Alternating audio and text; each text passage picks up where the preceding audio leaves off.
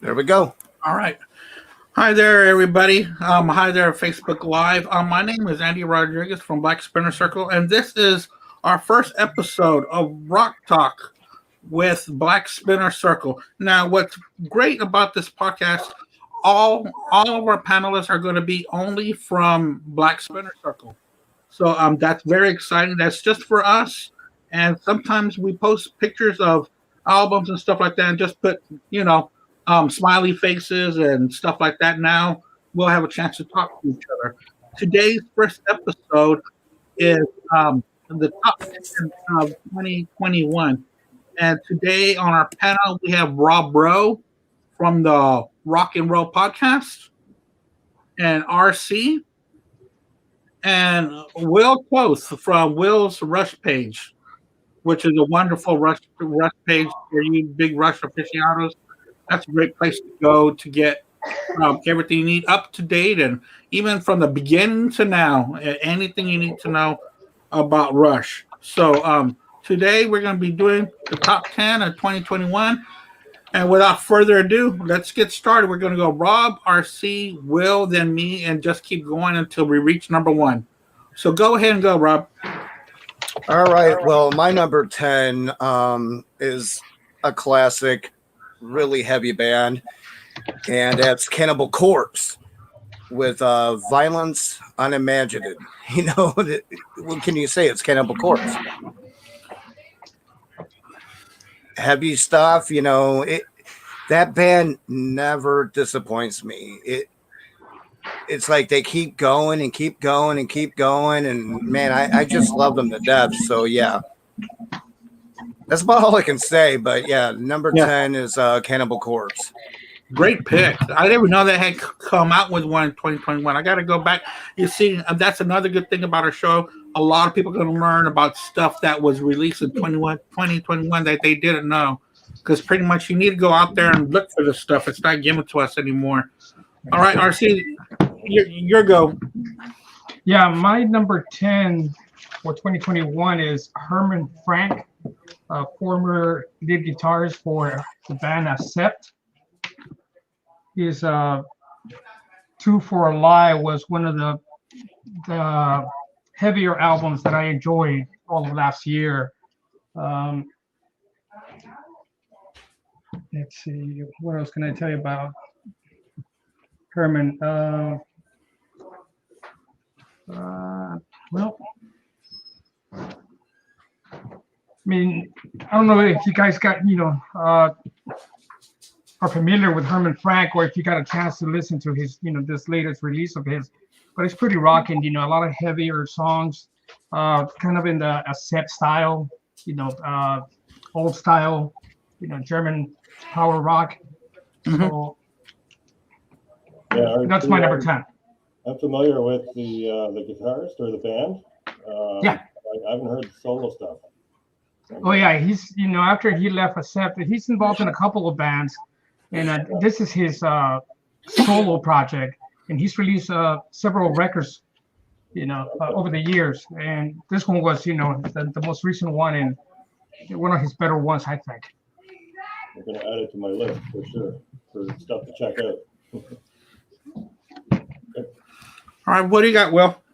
Okay, so when you told me about the format, Andy, I had a list of pieces of music I had bought in 2021 originally, my favorite records, and they weren't all from 2021, just stuff that I purchased during last year.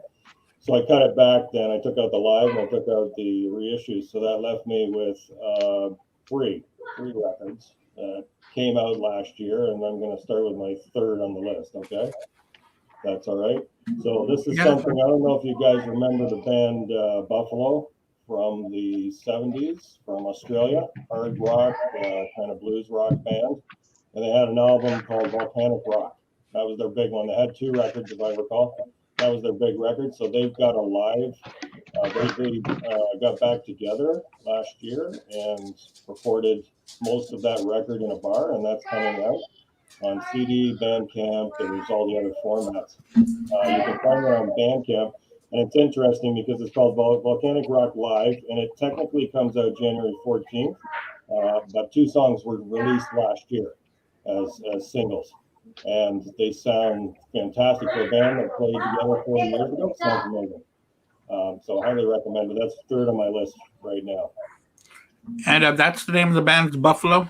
The name of the band is Buffalo, and the album is called Volcanic Rock Live. If you want, check out their original studio release first, Yeah. Volcanic Rock, which you can get anywhere. And it's a hard LP to find on vinyl collector too. So it's a hard LP to find. You can find one for a good price, and you're into vinyl, buy it. Otherwise, just check them out on the different streaming formats or whatever. Nice, nice. That's great. That's something to look up to too. My number 10, I'm going to go with Parquet Courts. Parquet Courts is Sympathy for Life. Parquet Courts is kind of they're like a post-punk band that started maybe in 2011. They came out of Brooklyn, from way of Texas, and every release has been kind of different. This last release in 2021, they go back to kind of a Talking Heads, early 80s kind of style. Kind of herky-jerky guitars coming in where they don't belong, and lyrics just being sped out on the mic, and it's a very good sound.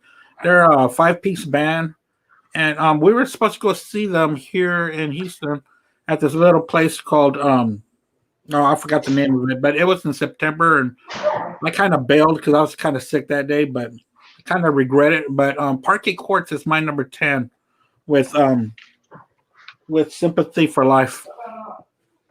What do you got for number 9, Rob? Well, I have to go with a newer, excellent band, Dirty Honey.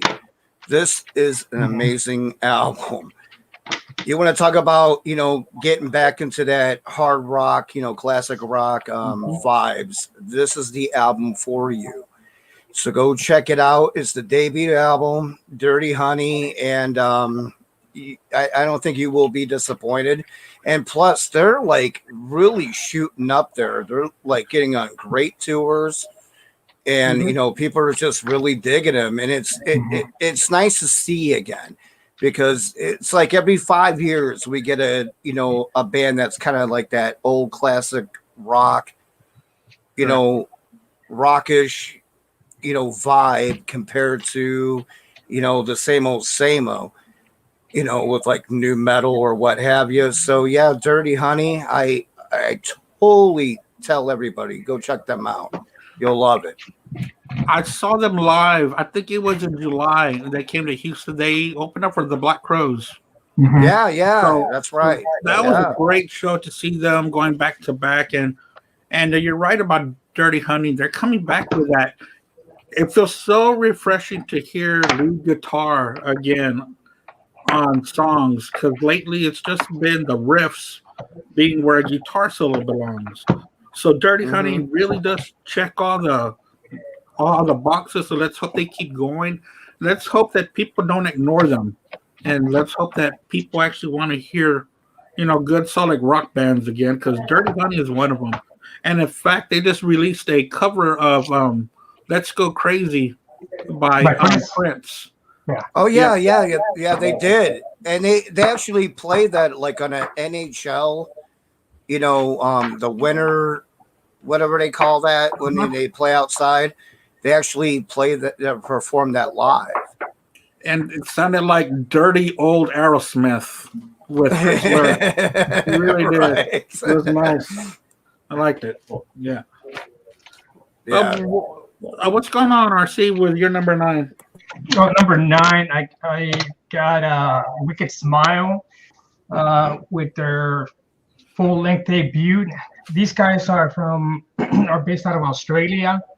If you like 80s rock, they would fit right in with that crowd with Rat and bands of that era. They came out with an EP last year, had 4 songs, very good stuff. And this year they released the full. 2021 they released the full length. And it's a band fronted by former lead guitars by another Australian band called the Radio Sun. Not sure if you guys are familiar with them. AOR band from from down under. Very, very good album. Lots of rocking songs. I mean, it's just like it would fit perfectly in that '80s era. During the heydays of those hard rock bands from that time. Oh, that's great. And I really wish that they would bring all that back because that was kind of killed down by the media in the 90s. We had the, grunge came in and the media wanted to forget about how those great bands that we loved so much in the 80s, like they never existed. So Right. so I hope they bring that back because there were really great musicians in that time. There really was. And I really hope that they bring that back. Yeah, you're right on that. That it's like they were blacklisted. Yeah. After the '80s ended. Early '90s, past the early '90s, it's like nobody wanted to do anything to do with those bands from that era. It's a shame because you're right. They great musicianship. Some great stuff. Towards the end, of course, it got a little oversaturated, where record labels were signing just about anybody that fit the profile, Right. Without the talent actually being there. And I think that's part of what I think contributed to the downfall, of that whole scene. But, hopefully, bands like Wicked Smile, are still championing that flag. Yeah, that sounds great. You see, that's what this whole thing is about. We've already got so many different albums and so many different bands that we're introducing to each other and to other people. That's great. What's going on, Will? What do you got for number 9? Yeah, I was going to say, it's funny you guys mentioned, I'll just add this first. It's funny you guys mentioned some of these newer band names, and it's great to check out because I write them down and then I can go and check them out later. And you're right, a lot of the younger bands I find now too are being influenced by the stuff in the 80s and the 70s and the grunge movement in the 90s as well. But there's a lot of good stuff out there, and they're bands that aren't well known unless you're talking to people like we're doing right now. You don't necessarily learn about it until you speak with people and say, hey, check these guys out. So on that note, I don't know if you guys know Bone Church, but if you haven't heard Bone Church, check them out. They're on Bandcamp also. And I get a lot of my newer bands on Bandcamp. Great place to check out up and coming acts. Yeah, who are just starting out. And they're out of Connecticut, and they have a hard rock, southern type feel to them. And check them out if you haven't. Okay. So yeah, Andy, my second choice, or my list of 3, my short list, would be The Bitter Truth from Evanescence. And I don't know if you guys her work, but she hasn't released. I don't think she's released a record in about 15 years, other than some solo stuff that she's done, but with the actual band. Yeah. And it's a hard rock record. It's fantastic. We recorded it in lockdown in pieces.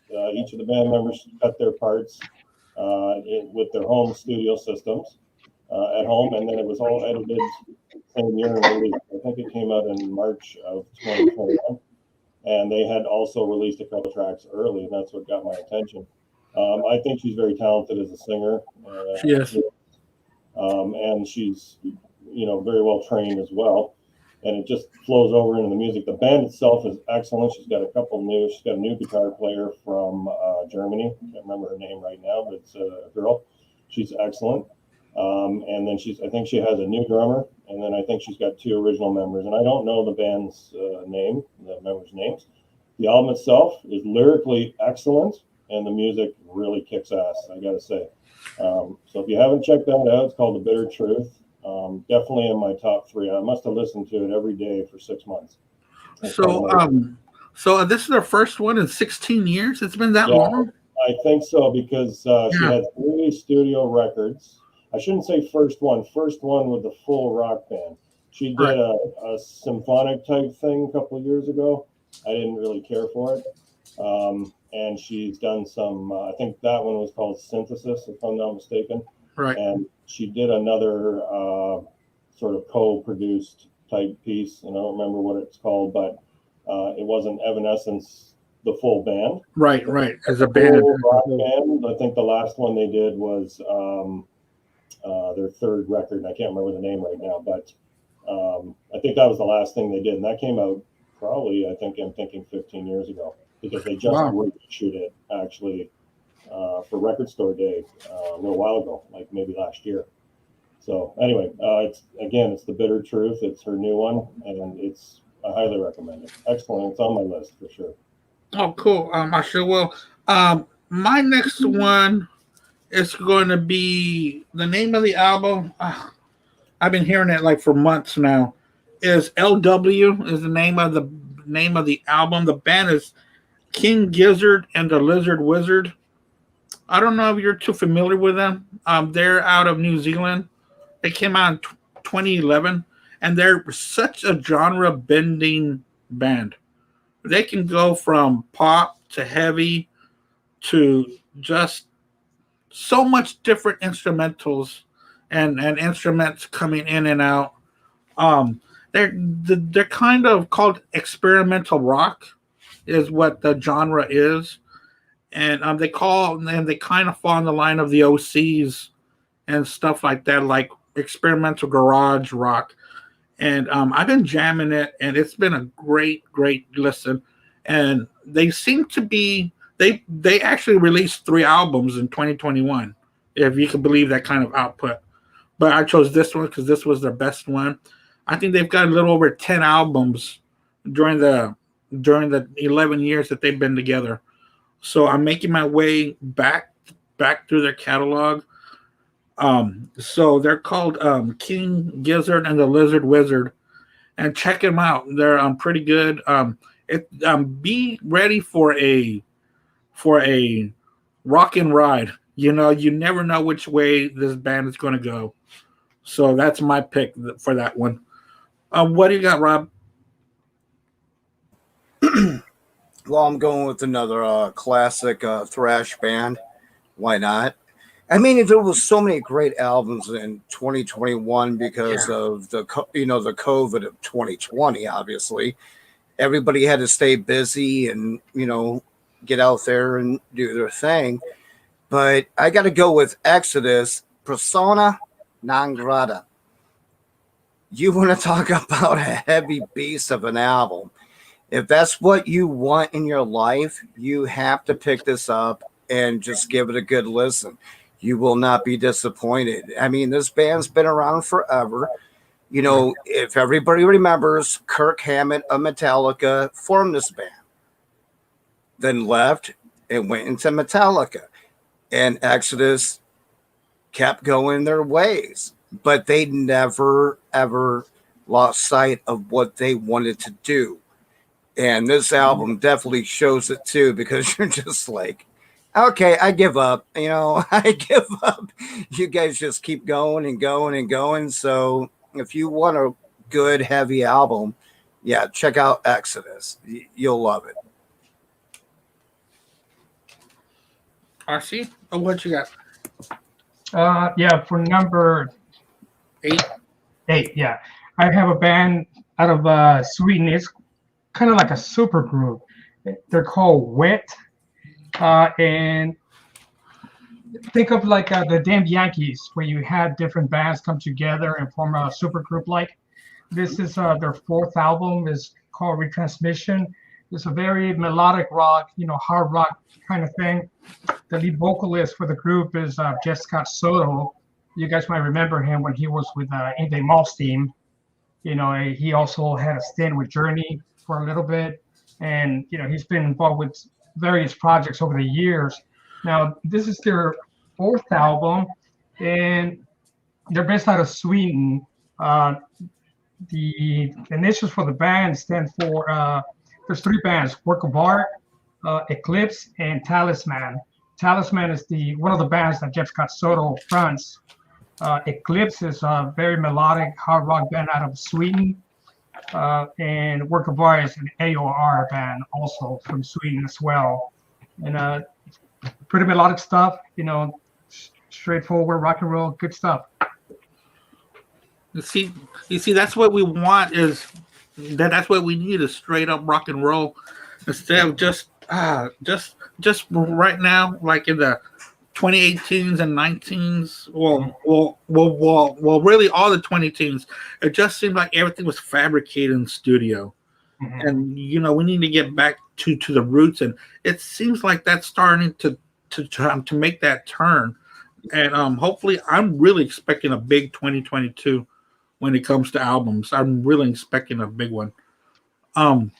What do you got? Oh, Well, you're gonna get it, man. You're gonna get I it think so. because there's so many bands that are already coming out saying, we have a double album, and it's gonna get crazy.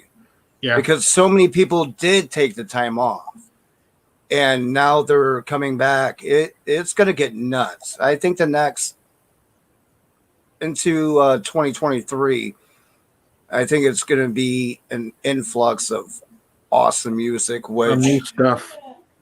yeah, I'm upset about the whole pandemic and whatnot, but having a whole bunch of new music and bands that put out an album a year before put out another album, Yeah. I kind of wasn't upset about that either.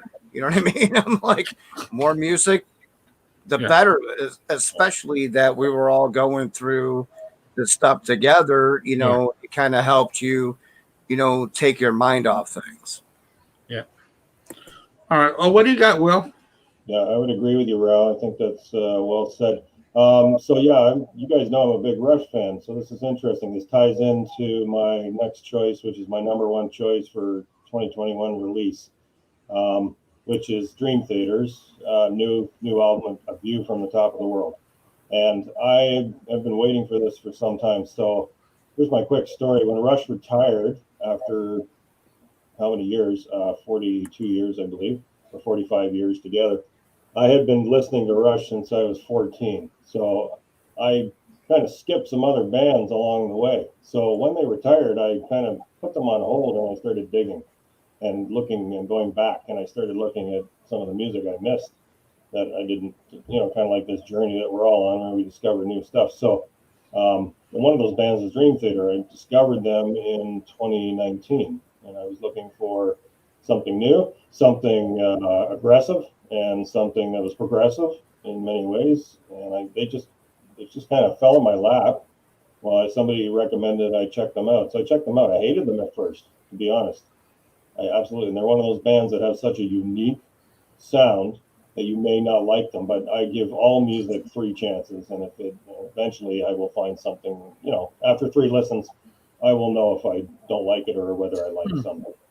So long story short, I bought 2 tickets to go see them, and I bought Distance Over Time, their 2019 release. I went to see them in Toronto, and they blew me away. And I met a guy at the show, younger guy than me, who told me all about their history and the different records, and he told me about the songs they were playing and what album they were from. So after the show, I was pumped. I went back in the last couple of years. I've been on this journey where I've been digging deep. So that being said, A View from the Top of the World, and I got a copy of it here on vinyl. Nice. I will say that here's the Rush tie-in. This is their Moving Pictures. I read this excellent record, and these guys have been around 30 years, that's my understanding. Yeah. They have some amazing stuff, and leading up to this, and I read this excellent article recently that said everything they've been through as a band has led to this moment. And this is a very powerful record. There's significant musicianship here, time changes, which they're known for, a very aggressive prog-based metal, longer songs, great, excellent lyrics, excellent message. That's the other thing I liked about them so much. When I was looking for something new, they had this very positive message in their music that I didn't fully appreciate at first, and now I do. So if you talk about the actual or individual musicians, they're very well known to be, very good in the industry based on who they are, what they play. You guys know of John Petrucci, I'm sure, whether you're a Dream Theater fan or not. Mike Mangini, the drummer, and James Labrie, I believe, is the singer. Jordan Rudess, also the keyboardist, and I can't remember the bass player's name, but they are all top-notch musicians. So you bring them together. I can't say enough about this record. And it's funny, I've turned other people on to Dream Theater just based on my journey and what I experienced. So I started to look into them, as I said, and then I started to look into their back catalog, their bootleg catalog, and just became like my collection just grew, so much since that first discovery. So that's the beauty of music, really. So yeah, highly recommended Dream Theater, A View from the Top of the World. If you haven't checked it out, one thing they do that's interesting, they release with a lot of their releases in the different formats, they will release a instrumental version of the record also. They don't do that all the time, but they do with a number of their releases, and there is one for this release. So it's kind of interesting because there are some songs that you might not appreciate the vocals, or you just want to really focus on the instrumentation. They kind of do that, and I like that they give you those different options. Again, excellent record, excellent band. So that's my number one for this year or last year, I should say. We got to do a drop the needle on something by Dream Theater because I need to be more introduced because I've heard them, but I don't really sit down and listen to them. I just do a passerby with them. Yeah, and I'm almost afraid where to start you, Andy. I wouldn't know where to recommend what record. Their biggest one was, I'm sorry, it's their big Prague release, came out in '99. I should know this, but I can't remember right now. But that was their biggest release. Tells a wonderful story. I would maybe say that, but I don't know. Other fans, other Dream Theater fans might suggest other stuff to start with. Oh well, we'll start we'll start wherever you think. I mean, yeah. I'm on board. Yeah. Well, Andy, you like heavy music. If you want to start off with something, go with Train of Thought. I think that album will blow your mind. It's a very heavy album.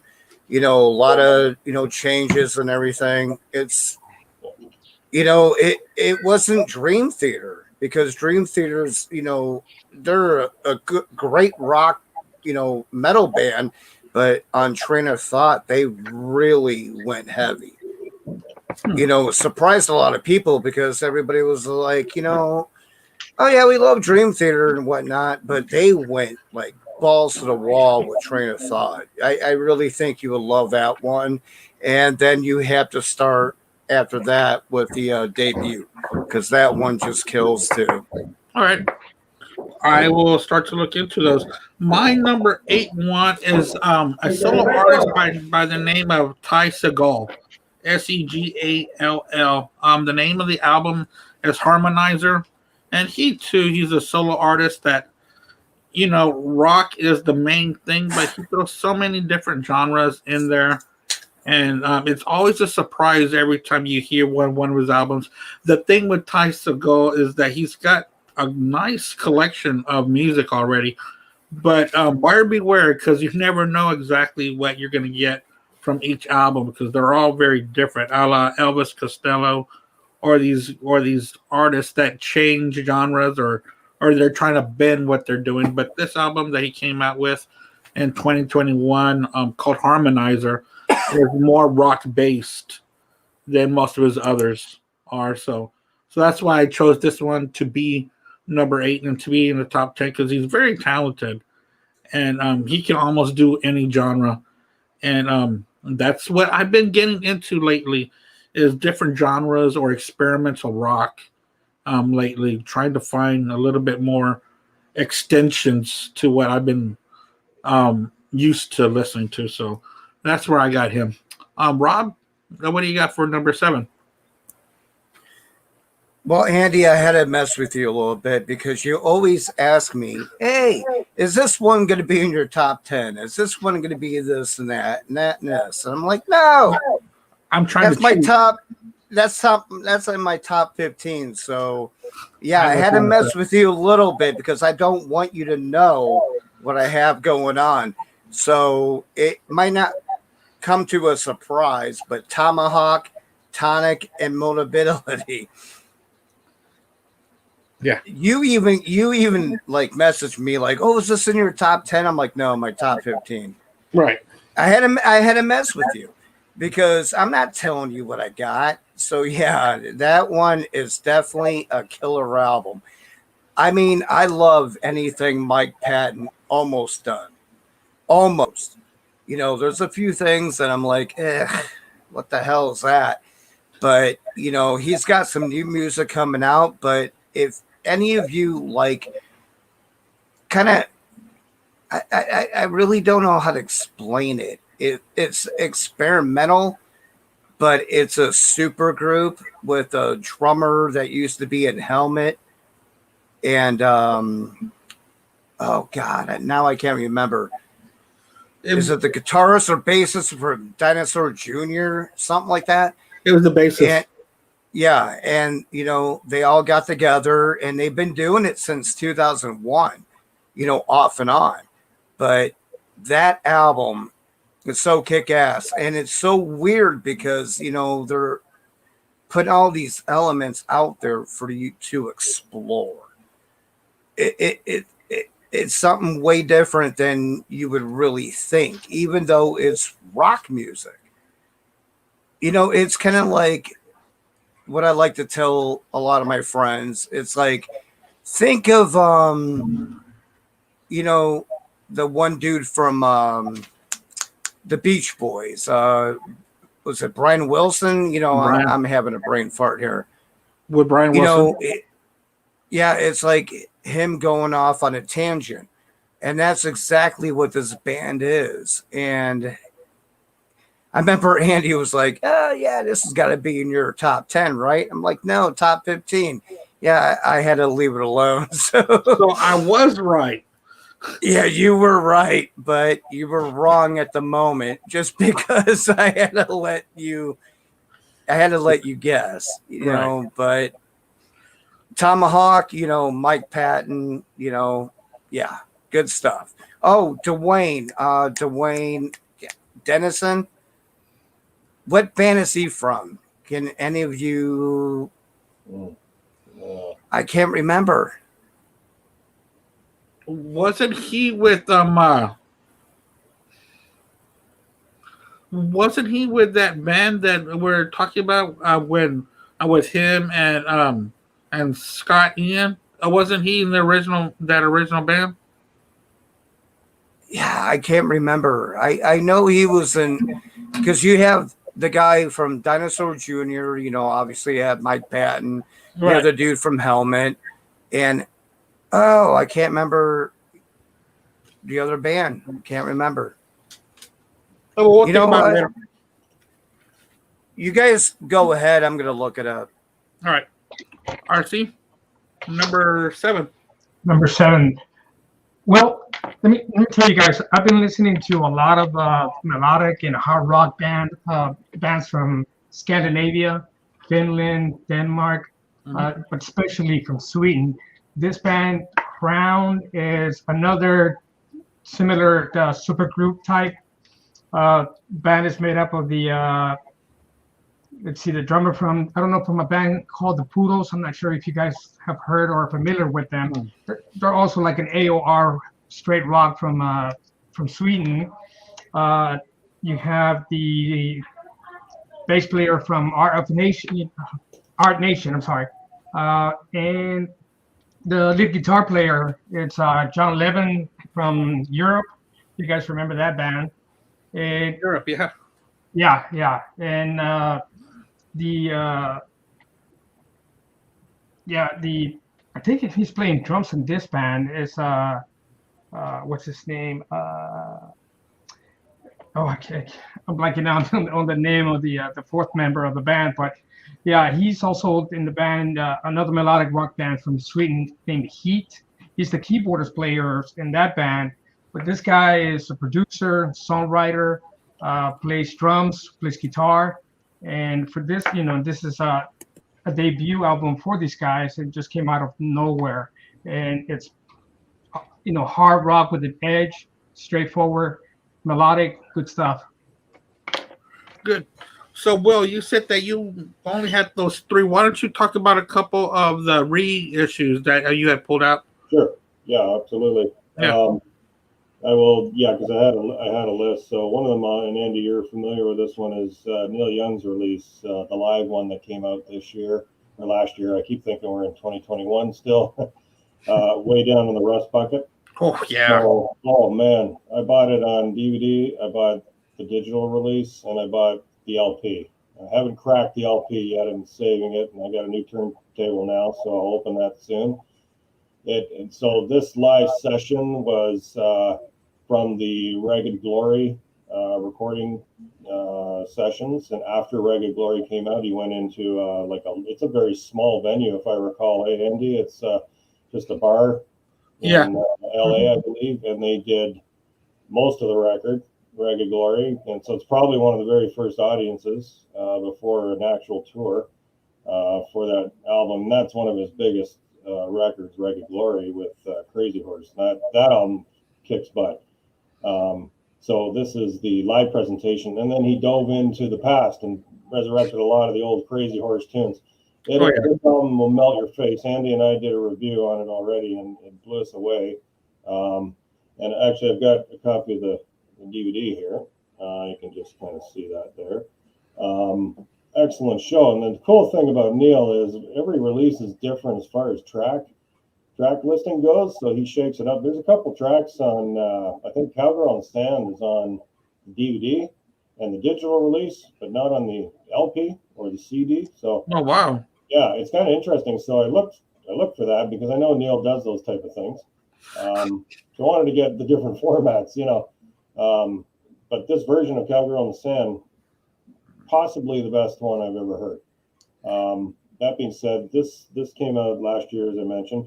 Excellent live record. It's everything you want from a Crazy Horse, Neil Young Crazy Horse record. And I can't wait to open up that box set that I bought. It's four discs and a bunch of stuff inside. And this is kind of how I collect music. I'll buy stuff when it comes out if I have the funds to do it, and then I'll put it away, and then I'll sit on it for a little while, and then open it later, and I kind of do it that way. On some things I open right away. But anyway, excellent record. Yeah. Again, way down on the Rust Bucket. Yeah, I remember you and I were talking about it when it was going to come out, and we were waiting, and it finally came out, and it did not disappoint. That's a great reissue. That's a great live set. That's wonderful.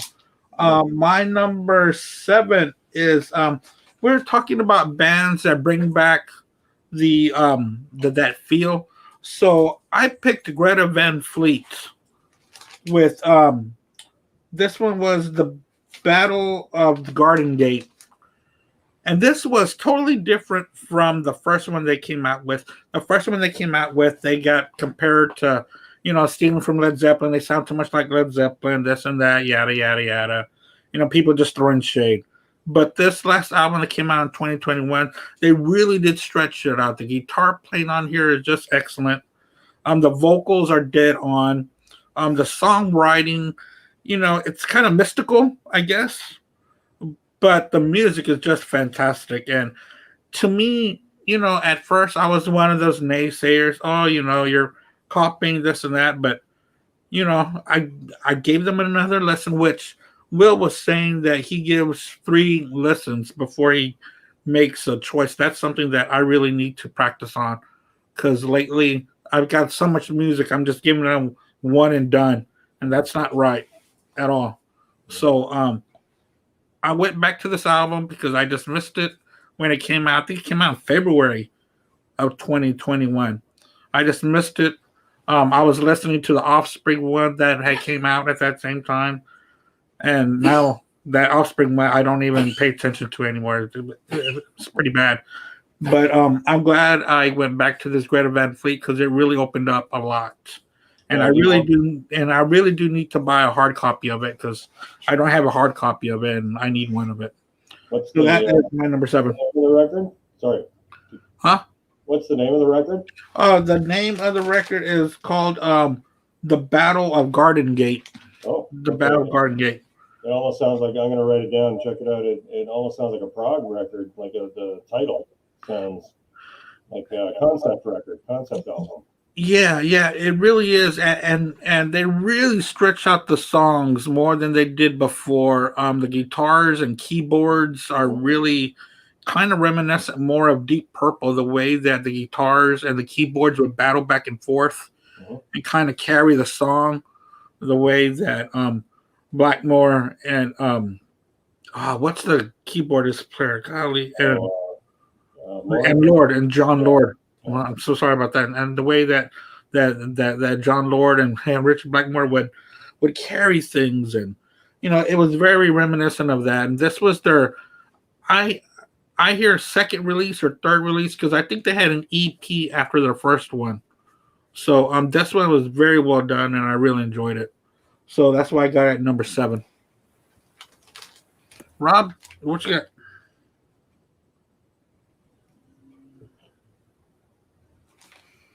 Rob, are you there? Here we go. Oh, sorry about that. Oh, that's I right. did not hit the mute button, but it was Denison from the Jesus Lizard that was a part of Tomahawk as well. Oh, from Jesus Lizard. Yeah, so Okay. there's that band. But I got a new band. I think for all of you that I think you would appreciate. They're called Frozen Soul, and the album's called Crypt of Ice. If you want heavy music, check it out. It's like going back to old school, and we need a little bit of that. It's kind of like Dirty Honey. It's kind of like, bands like that go back to the old school roots of music that we love. So, how you doing? But anyways, you guys should check them out. Really good band, because at first they weren't even on my list until I found them. I was like, oh my God, this band's badass. So yeah, give them a good listen. Frozen Soul, Crypt of Ice. I think you guys will really enjoy them if you like a really good heavy band. Oh, cool. Thanks a lot for that. I'm writing so much stuff down. Yeah, I am too. I am too. The funny thing is RC and Will are throwing out all these obscure names that I really don't know. And I love it because it's like it's bringing me up. As much as you think you know music, you don't know it. There's so much out there. Yeah, somebody's gonna throw you a bone and go, check this out. And you're like, well, thank you. I want to check this out too. So thank you guys. Yeah. You know what? I think at the end of the podcast, I think it would be good to post on the Facebook page, your list, so we can go back and look at those titles, and for some of the viewers, if there's any out there, they can refer to the name of the bands if they missed it, or title of a record or something. Yeah, good idea. Good idea. Yeah, good idea. Yeah. I think I will do that because I can just go back and hear everything and just type everything up and just put so and so's list and the bands. It's easy to do. What you mentioned earlier, Andy, I think Will's got the right idea. Some of these bands, even some of the bands that you've listened to for years, like the latest Iron Maiden, when it first came out, I was like, this is different. I didn't think I really dug it. So, I put it aside, listened to my usual stuff and some other bands. Then later on, I came back to it, after like 2 or 3, even 4 listens, things start to sink in. You get a greater appreciation of what they're trying to do and what, the songs, bring and what have you. So, with some of these bands that you guys are mentioning, that's exactly what I plan to do. Giving them a few spins, give them a fair shot. Yeah, me too. Me too. Yeah. I need to do that with that Maiden one because I did not give it a shot, and I loved Book of Souls. Hey, the interesting thing about that record, when it first came out, everybody was giving them flack that this is not traditional Iron Maiden. This is what country metal, or things of that, comments, those kind of comments and stuff. Now towards now at the you see a lot of top 10 or album of the year. A lot of people have them as their number 1, so that goes to show, how giving them a few listens, and having an open mind can sway your perception and your initial opinion on, on a new release. Right. I got to do that. Okay, go ahead, RC. What's your number? Where are we? 6? Number 6, yeah. For number 6, I have Midnight City. Itch You Can't Scratch. And these guys are from England, British rockers. Little melodic, they have a little bit of keyboards. This is their third record. This one rocks a little harder for me. I think that the songwriting got better on this release, and it's just another good straight ahead melodic rock album. So yeah, that's who I have for for my number 6 this year. RC, I gotta tell you what, man, you are throwing out some amazing talent.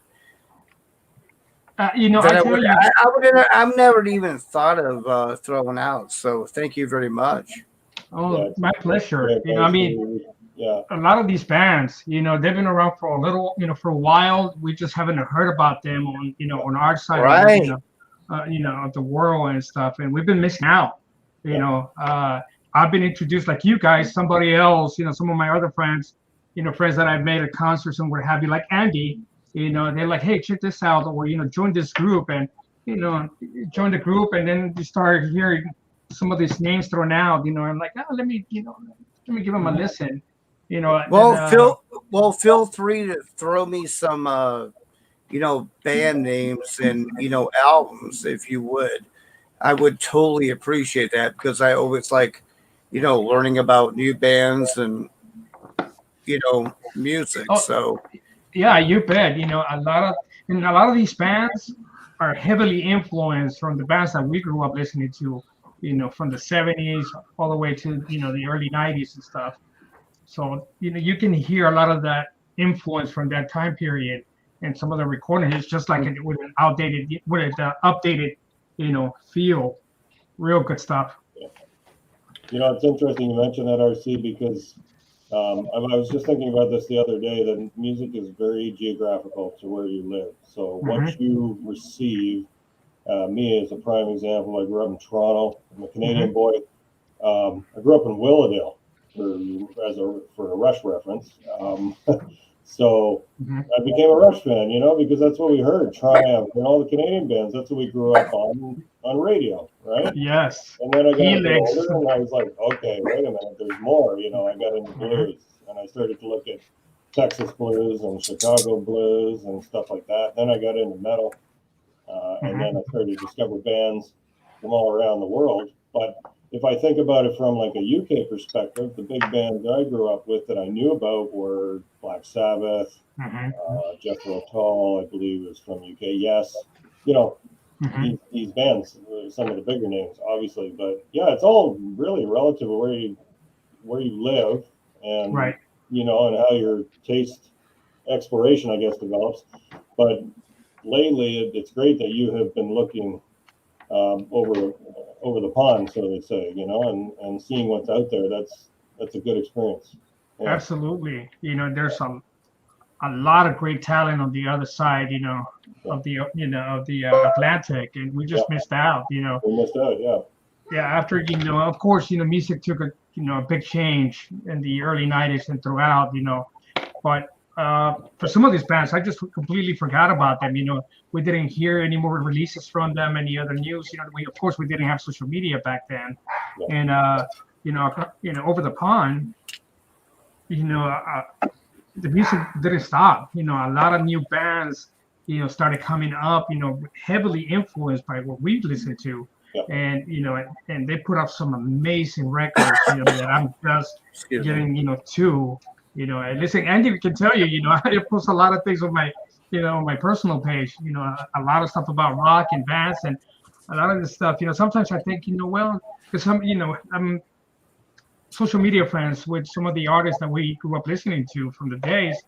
And I'm thinking, I wonder what, some of these guys think, like, is it all just rock from, from Europe, from Sweden? Absolutely not, but, there's a lot of talent on that side that are producing some amazing records, and, I love all those bands, still do, I'll go and see their shows by their, the latest, like the latest LA Guns, the latest Iron Maiden, but I will also, look for the new Crown or the new Midnight City, good stuff. It's great. What do you got, Will? So a record I picked up last year, a CD actually, I picked it up locally at Sunrise Records here, is Yes. And this is live record, the Royal Affair Tour, live from Vegas. It came out in 2020, but it's a live presentation. Some excellent tracks on here. No Opportunity Necessary. Going for the One, I've Seen All Good People. Siberian Catru. Onward, America. They do a version of America on here. Imagine. John Lennon's Imagine. Roundabout and Starship Trooper.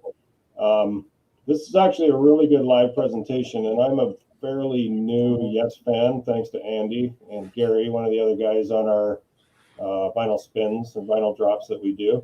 And by the way, feel free to join that anytime you guys would like to do that. We do a real-time vinyl spin, any format, and we all chat about it, basically. So we're listening to the music live. It's a lot of fun.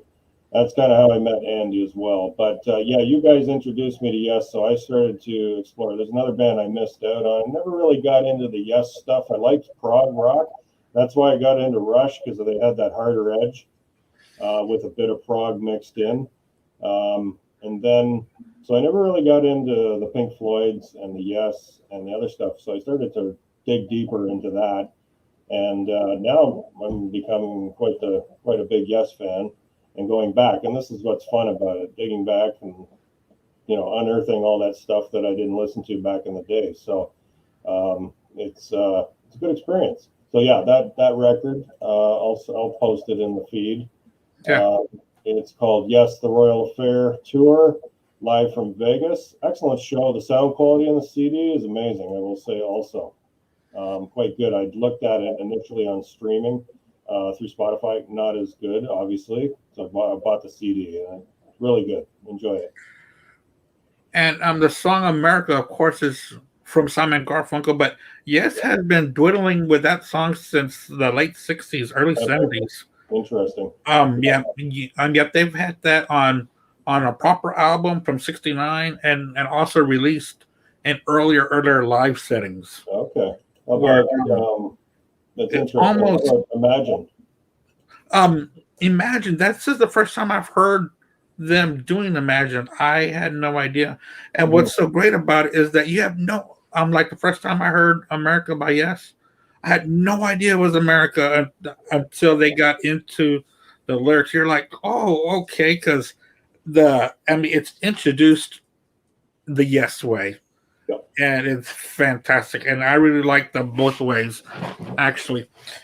My number 6, we kind of touched on them, or Robert had mentioned them. I was a big fan of theirs when I was in high school. Dinosaur Jr. released an album in 2021 that was just a big throwback back to the 90s with the sad lyrics and just a great guitar by Jay Mascis. And just going into so many different ways with his guitar, because he's a fantastic soloist. He really is. And the lyrics are kind of sad or gloomy, but you'll never know that because the music is so rocking and so happy, and the guitar is just so in your face. But his monotone voice really just brings his lyrics out to have you feel the way that they're meant out to be. And it's like his guitar playing does not match the gloomy song. So it was really good to see Dinosaur Jr. going back to their sound, because they kind of lost their way there in the 2010s. A lot of bands seem to try to emulate whatever is popular at the time, and they fail because that's not what their fans want. Their fans want their music, their brand. So it's good to see when bands realize that, and they come back and they not give us, but give themselves who they really are. And you fall in love with bands because you fall in love with their music and also with their characters and of who they are. And when they lose that because they're trying something new, and sometimes it's a hit and sometimes it's not. And that's what I thought Dinosaur Jr. was doing in the 20 teens. So this is my number 6 to really wait. Are we at number 6? Yeah. This is my number 6 to give homage to them for bringing back who they truly are. Dinosaur Jr. Sweeping into Space is the name of the album. And I keep on wanting to pick it up because I see it at the record stores all the time. And I go and I grab something else. I'm telling myself the next time I go and I see it, I got to pick it up because I really enjoyed it. Rob, what's going on with you? We're number 5. We're halfway gone, guys. Yeah, it's kind of funny that, you know, everybody's ripping on, you know, Dinosaur Jr. because that was a band that was so popular back in the day that nobody would ever want to even touch them. And I had no clue they came out with a new album last year. Had no clue. You know, everybody was coming out with an album, which is fine, you know, because it was COVID and everybody's like, well, especially in this era, you can record, I can record, we'll pass them on to each other and, you know, write a fucking awesome masterpiece or an awesome song. But I had no clue that they did that. Yeah. But anyways, does anybody know who Ginger is? You mentioned them to me before, but I haven't sat down to hear them yet. Anybody else? Yeah, no, I've never heard of them. Yeah, same for me. Imagine a lady, and this is no disrespect or, you know, sexist or anything like that. Imagine a woman that can like sing you to like sleep and then go, rah, you know, this lady has a voice that you would not ever imagine. She can scream, she can growl. So yeah, my pick is Wallflowers by Ginger. And you guys, I'm pretty sure you'll like it. If you like, you know, screaming and growling and all that, and, you know, a beautiful voice, I'm sure you'll love it. So yeah, Wallflowers, Ginger. I'll check that out. It starts with a J, right? It's not G-I, it's with a J, right? Yeah, it starts with J. J-I-N-G-E-R. Yeah. What do you got, RC, for your number 5? For number 5, I went with Accept, Too Mean to Die. You know, kick-ass heavy metal, you know, just like the good old days. Accept is still around. Well, the only remaining original member is Wolf. If you guys remember Wolf from you know, on guitars. This is, I want to say, this is their 5th or 6th album with Mark Tornillo on vocals, and the guy just sounds amazing. I think he's a perfect fit vocally for the band, for, you know, for what Accept sounded like with Udo, and just, you know, just aggressive, you know, a little bit, you know, more melodic than the album that came out 2 years ago, but real good stuff. You know, if you remember Accept from the old days, you know, you'll dig this one.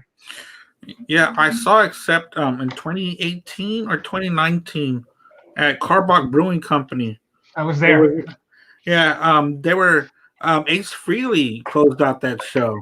Yes. And well, by the time Ace Frehley came out, I didn't even know where I was anymore. So I was like, oh well. But yeah, it was. It's a brewery. It is a brewery, and it's a great beer.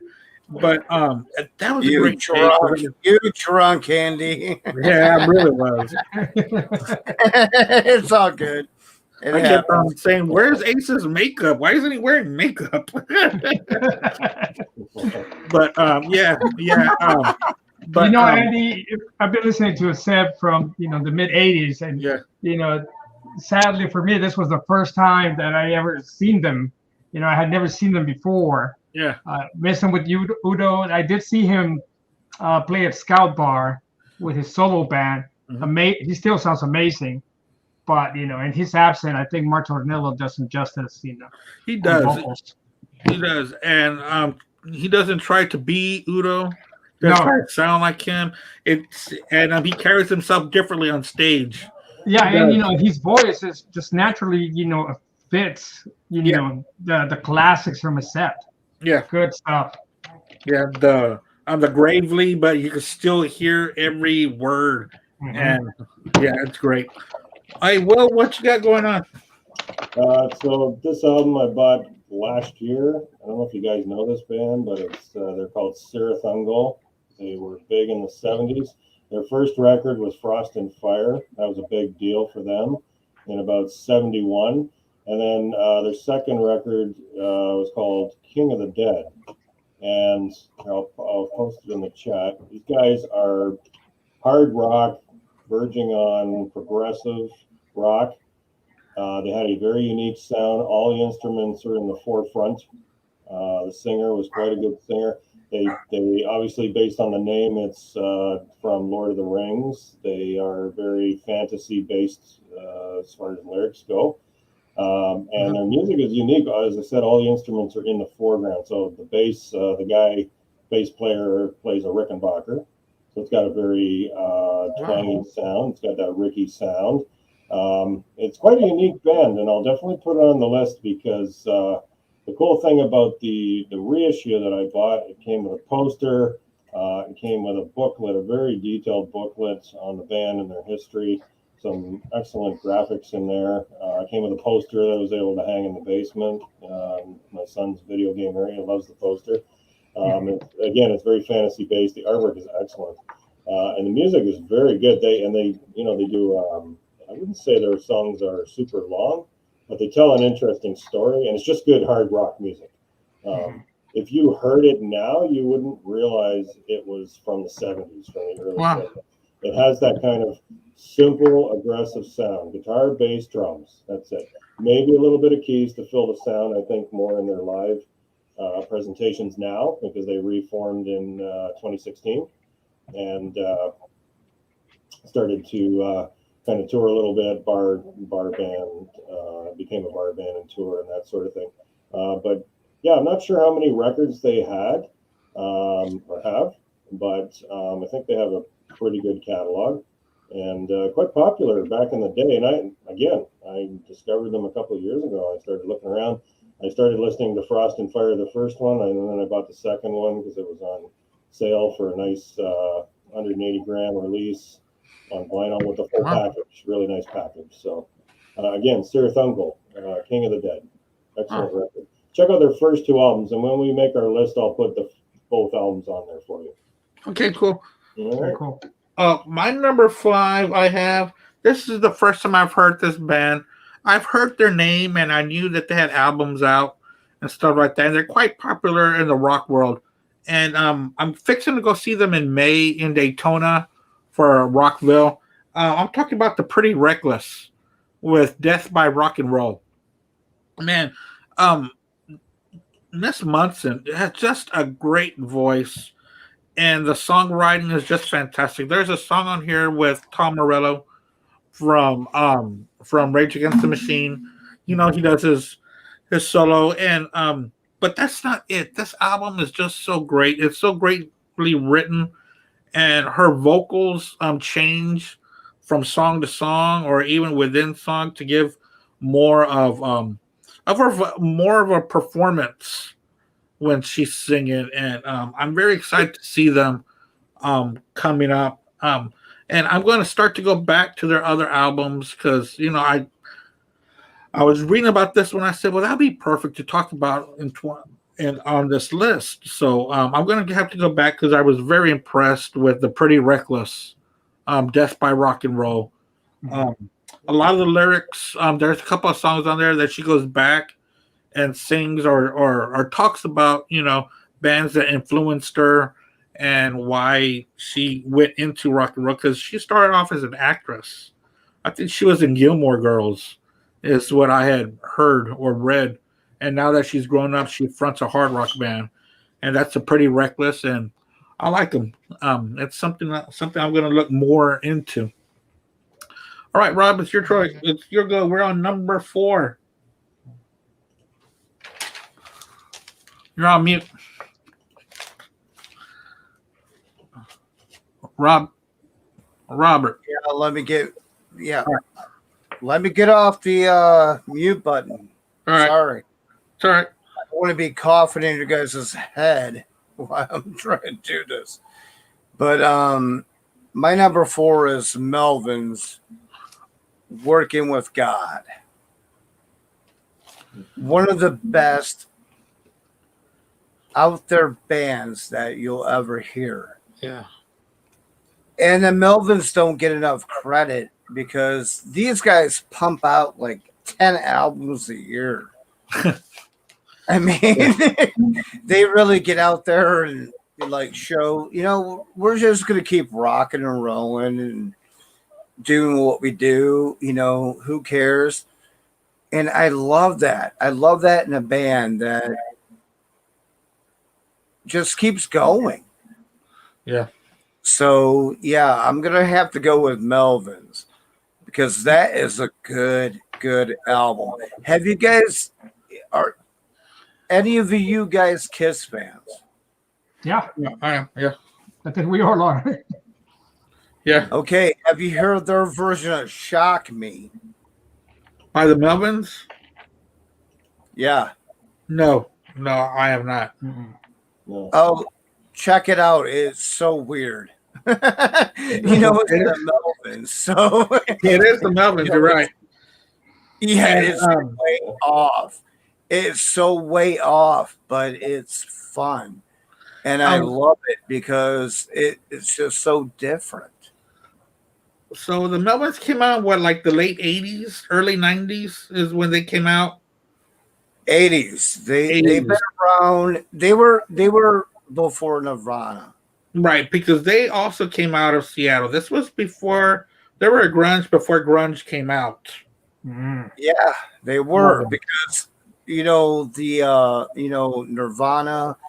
and what was the other band? Son of a bitch. You're probably thinking of Mudhoney. Yeah, Mudhoney. You're right. And they were big fans of the Melvins. Yeah. And Melvins, they've been around a long time. And if you don't recall, they came out with, I don't know if there were solo albums, but, they had the same idea as Kiss did. Buzz Osborne looked like Gene Simmons, but Really? didn't have the face paint, but he had the blood coming out of his mouth. They all had their, portraits made kind of like the solo albums because they all did solo albums. So I thought that was really cool. From a band that it's not making millions of dollars. I think that's really cool. They just went, we're going to do what we want to do. And I think they're coming to Houston in February. The Melvins. Go see them live. You'll have a good time. Huh, I might do that. RC number 4. My number 4 for last year is a band named Kicking Valentina. And the album is The Revenge of Rock, their third full-length release. Kicking Valentina has been around for about 10 years or so. These guys are based out of Atlanta, Georgia. And, this is another band that would fit right in the music, during the 80s, hard rock, style. Uh, if you like, Motley Crue, LA Guns, Guns N' Roses, stuff like that, you'll definitely dig these guys. Good, solid, dirty, sleazy rock and roll. Yeah. You know what, dude? I really Another I stuff. really love RC because he is throwing out like amazing bands that I've never heard of that I need to get onto right now. Yeah, you'll enjoy these guys.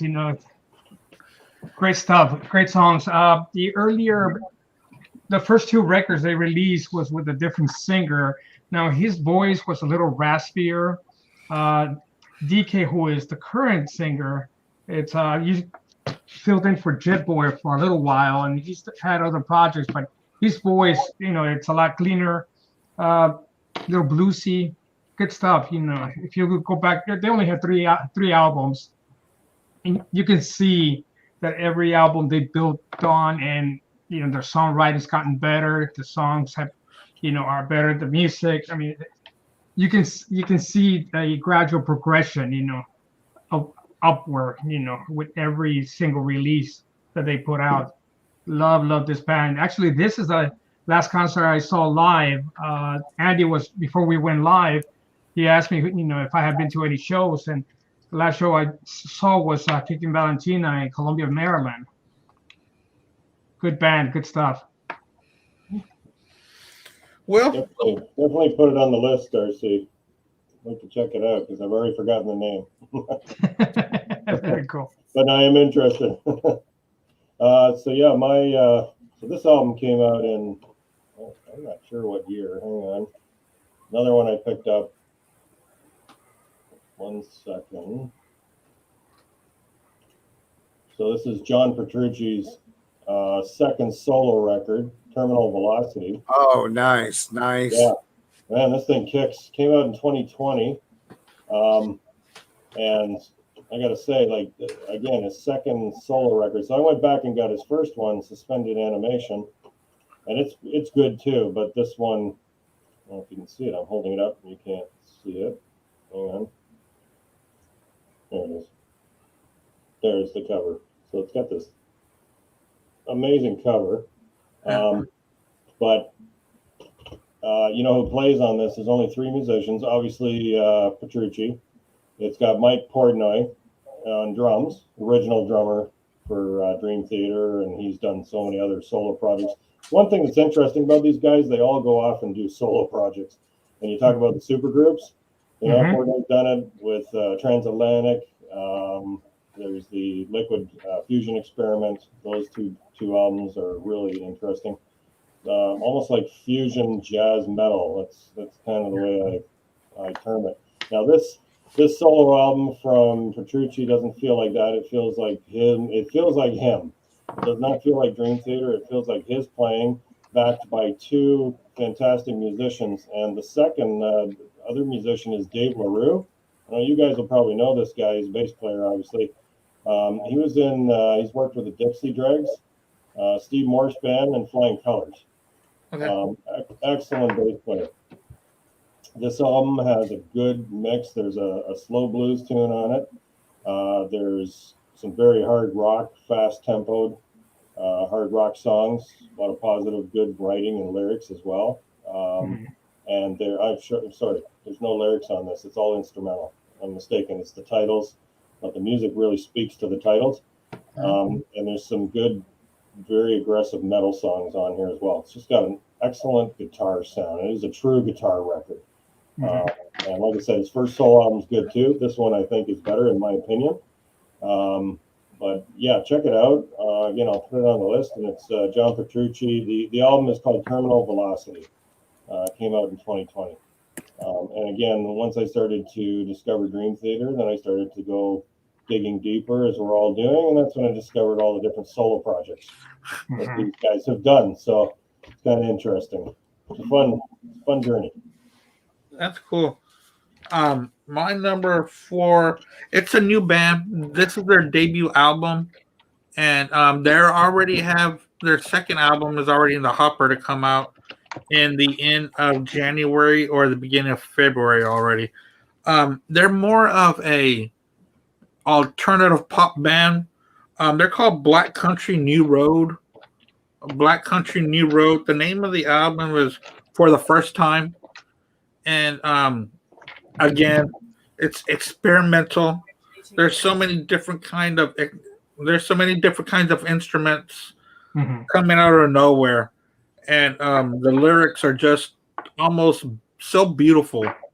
Of their lyrics about life and stuff like that, and sometimes when you listen to music, sometimes you want to step out of your zone or things that you're comfortable with just to find something new. And when I heard this, I was like, wow, this is something really cool where I can't wait to hear their second album. That's going to be coming out soon. And I've already ordered this one on vinyl to come in sometime next week because I can't find it at stores. I go and I can't find it. So I need to resort to get it from Amazon and sit at home and wait for it to come here, when my favorite thing to do is to go to stores and go look at everything they have, because I'll walk out with something I didn't even go in there to buy.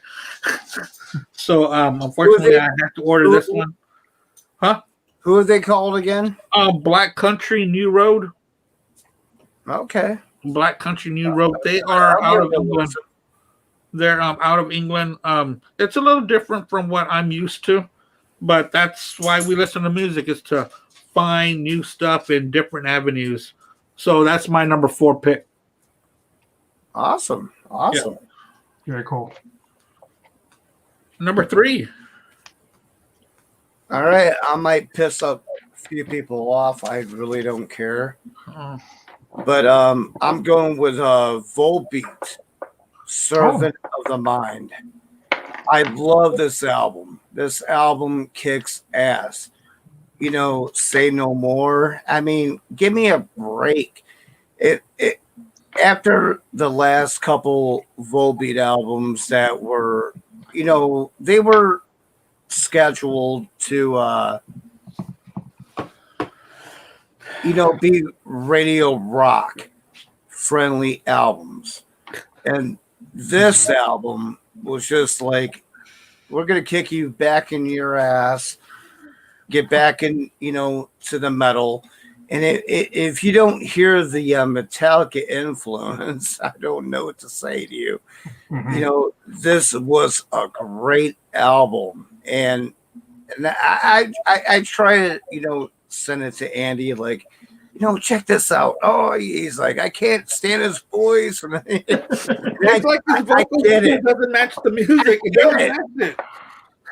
I get it. But the music is so good. Yeah, it is. And they go into these different time signatures. I love it.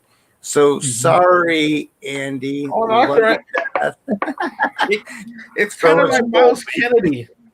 I just recently started listening to Volbeat because another friend, got me into the good stuff, man. I'm not familiar with that their latest record, but I'll definitely check it out because I do like that band. Oh no, you should because the song Say No More, I think you really like it because it like riffs into these crazy not crazy, but these little Metallica thrash riffs, and then it gets into the power chords when they get into the chorus. I really think you'll like it. Hey, but Andy, I know you don't like it. I'm sorry, but it's a good album. but just to let you know, every time that someone suggests something to me, I go and I hear it and I give it a shot. Maybe I should give it 3 shots instead of 1. I'll go back to it. You should. That's fair enough. I tell you a triple shot. Andy, I know you like Metallica, and you recently spun "Injustice for All." Yeah. Volbeat actually has a cover of "Sad But True." Oh, really? From the Black Album? Yes. And I think I saw Volbeat. I think they were touring with Metallica and Avenged Sevenfold when I saw Metallica over at Reliant Stadium. Have you And, guys heard the new? Have you heard the new version of that with Volbeat? It's so weird. It sounds different. It's Yeah, so it is. different. It sounds so different. Oh, They sad like but true. took it to another. Oh yeah, they took it to another level. I'll give it a shot. I Which always do. what you know, which is cool because do you really want to hear a band do the same song over and over, the same way? No, you want to hear them do their own version. That's that the was such thing. a bad idea that Metallica came up with that Blacklist, where they have different bands play the same song like 7 or 8 times back to back to back to back. The same song? Oh yeah, Yes. like Oh no! Like they did like here, they had like here 9 Enter different Sandman bands 19 times. where they did Enter Sandman like 9 times back to back to back to back to back, and it's like 5 discs long.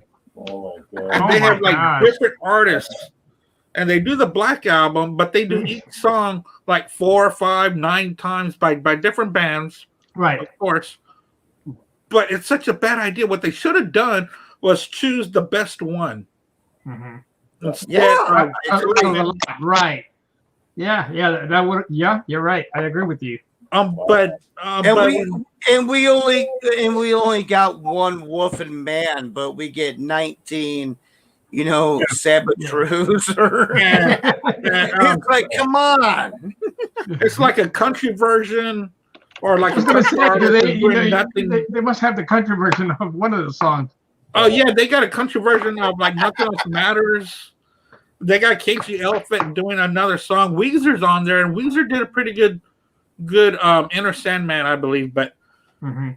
I don't need to Yeah, hear then so much of it. then you have Miley Cyrus doing a song. Yeah, Dude, Yeah. do you know she's gonna do a full Metallica tribute album? I And she heard really- that. It's so bad. That won't be 3 lessons, that's for sure. you're right. So you're gonna break that rule. But the thing is that that's when Metallica's gotten too big, where they don't have anybody to tell them no. They don't have anyone to tell them, that's not a very good idea. Mhm. They don't have someone telling They them, need- yeah. You're right. They need somebody on their marketing team to step up and take a risk. Yeah. It's a bad idea. Yeah. Yeah, money talks, man. Money talks. Yeah, I know. Right. But they can't take away the spirit that Metallica had that we loved back in the day. Number 3, RC. What you got at number 3? For number 3, I have Halloween. German, power metal. Yeah. Good stuff. This is, kind of back to form, in my opinion. Michael Kiske, the original vocalist, is on this record. They did a tour a few years back, the Pumpkins Unite, and I had to go to Boston to see that show because it didn't come to to Texas, I don't think, and it's kind of interesting. They have something similar going on like Iron Maiden. I think it was Adrian Smith when he left. They got Janis as a replacement, and then Adrian came back, and they decided to keep them both. So Right. now Maiden is got a 3-guitar attack. Same thing with Halloween. With the vocalist. They do have 3 guitar players, but the vocalist, they have Andy. Is it Darius, who replaced Michael Kiske when he left, and now he's rejoined the band, and they got both vocalists touring together. And on this record, they both have one song. They're alternating songs on the record. Yeah. Michael sings, and then Andy, and then so on and so forth. Great, fantastic record. Back to form. Good, straight, power metal. Interesting. Yeah, I know those guys. They look pretty good. Like, I don't own any of their stuff, but I've heard their music. Yeah. They remind me a little bit of a metal band called Ragnarok. Have you heard of these guys? Yeah. They're Mhm. very, almost like Viking metal type stuff. Yes. It's cool. Yeah. Good. You got something with you, Will? Yeah, I can always talk music. You know, I'm always buying stuff. So I'm gonna plug, since it's number 3, I believe. I'm gonna plug my favorite band, Rush, the 3 members. 2 now, unfortunately. But so this is a bootleg that came out of the UK in 2016. It's a high quality. They don't call it a bootleg on Discogs. They call it a unofficial release, but it's called Rush Timeless Wavelength. And this is a double vinyl package. It's a live radio broadcast from St. Louis, Missouri, Kiel Auditorium from 1980. So it was a Permanent Waves tour. This particular show has been released in many different formats, including cassette, CD, and a few different vinyl releases over the years. This is a very good, it's on my YouTube page if you guys ever want to hear this. Most of what I buy, I burn, especially the unique shows, and I put it on my YouTube page. This show is Rush in their prime, like it's Permanent Waves tour. And it's an awesome show. They do everything on Permanent Waves. They do Xanadu, they do Biter and Snow Dog, they do Natural Science, they do all the big hits of that era and before, leading up to 1980. Excellent broadcast quality show. And like I said, it's been this has been around. This show's been around so long. Since then, I bought my first copy of the show on cassette from a guy behind a gas station for $15, and that's how I got my first Rush bootleg, And then many years later, I got it on CD and downloaded, and now it's on vinyl. So, excellent show. I'll post it in the link as well. That's cool. Hey, Will, just a quick question. Yeah. What do you think about the new Rush pinball machines? It's interesting. Yeah, they're expensive, like $6,000-7,000, but they look really nice. I watched the video. I'm not buying one. I got bills to pay and stuff, but yeah, they're pretty cool. Are you gonna buy one for your place? Right. Maybe we can start a GoFundMe and we'll just, I don't know, ship it between our houses. Back and forth. 6 months. It's like, GoFundMe, help me get this damn thing. Help me buy this thing. It's cool though. Yeah, that did look pretty cool. I saw that on YouTube today. Yeah. That was pretty neat. My number 3 is going to be the Black Label Society, Doom Crew Inc. This is such a great album. You know, during the past couple of releases, they kind of sounded the same. You know, the same old. Zakk Wylde was doing the same riffs, same solos, but you know, he sounded inspired on this album. The lyrics are fantastic, and it's just not monotone with just guitar crunch. There's about 3 ballads on there that are really good with great guitar work. And I've always liked Zakk's vocals. Can I ask you a question, Andy? Sure. How many times does he squeal on the album? What do you mean squeal? You know, Zakk Wylde. Woo! Come on. You know, he squeals all the time. No, I really didn't hear that around this time around at all. And really? I like his vocals. Yeah. Really? Yeah. And I've always liked his vocals. I've seen them a couple of times in different festival packages. And I'm gonna see them again. They're gonna be part of the Rockville out there in Daytona. So I'm gonna be excited to see them and see them play some of this album, and that's why we go to shows, right? To hear new stuff. You know, I really like when bands play new stuff. Of course, I love the hits. Unless you're a Kiss fan, you don't get right. You get the same damn the same set. But yeah, number 3 will be Black Label Society. I thought it was very well done, and it's a great piece of work that they put out there.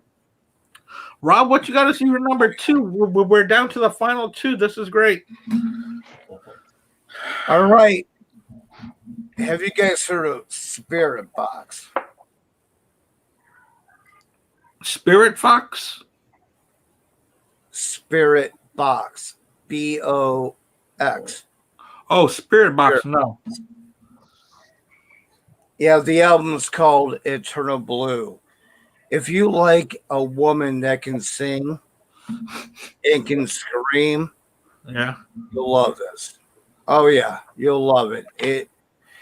I mean, it has all the chugging and everything else that you would want in a good, rock and metal song. Right.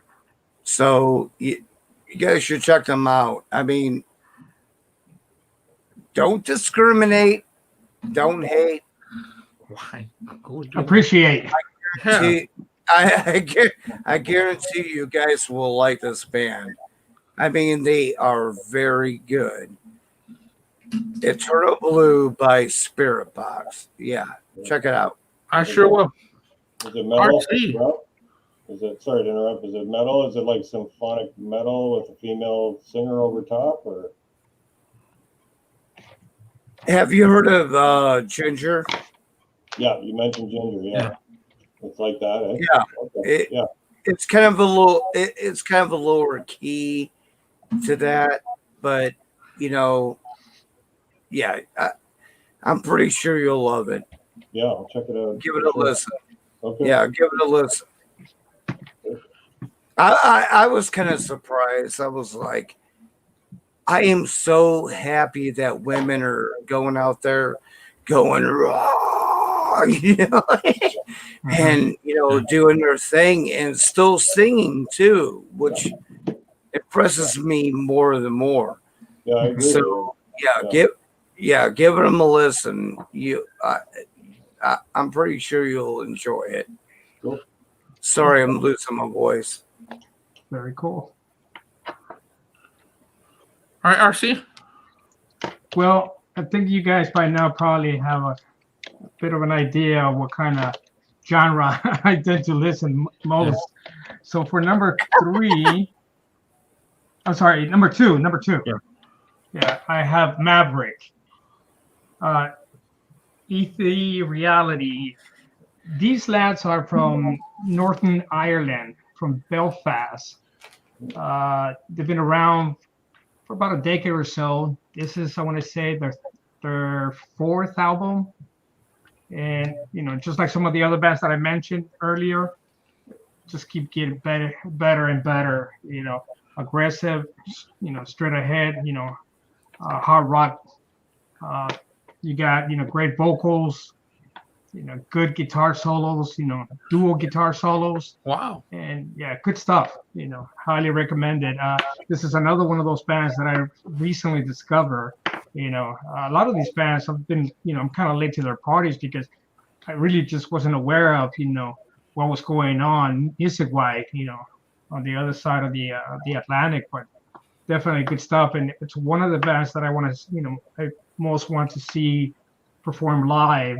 I traveled to Europe quite a bit over the last 3 years or so, where mainly for some of these festivals that like the ones that we get here in the States. Over there, they have this similar thing, and a lot of these bands that are on my list, from over there, they kind of tend to play the same festivals, and it's a great treat for fans from this side, because you can see 3 or 4 bands in one night perform. And I'll tell you the one thing about the Europeans, and this is something that I always joke with a lot of my music buddies, that the kind of festivals that we get here with Tom Kiefer and Kicks, LA Guns, and we see them pretty much every year, 2 or 3 times per year. And in Europe, those guys would kill to see this kind of festivals. And the same thing for me, I have to travel to Europe to see some of these bands because they don't have a big following here in the States. They don't have a big fan base. And so, the music, the promoters don't want to bring them in because of the high cost, and the low return that they may get, when they do come in, and perform, at a show or a festival, one of those one-off. So great band, Can- young guys too. They're can I- probably in their late 20s.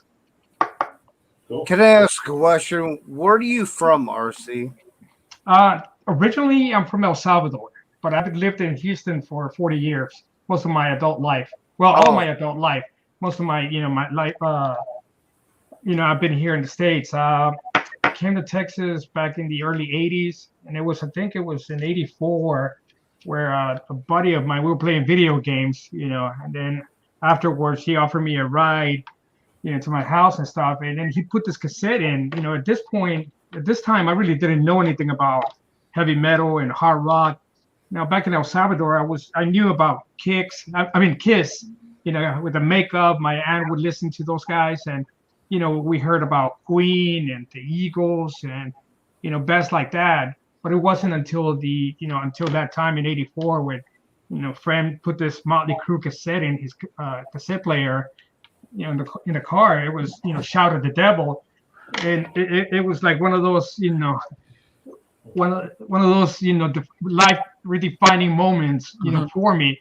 Yeah, It's that like, moment. That moment. yeah, it's like, what's this?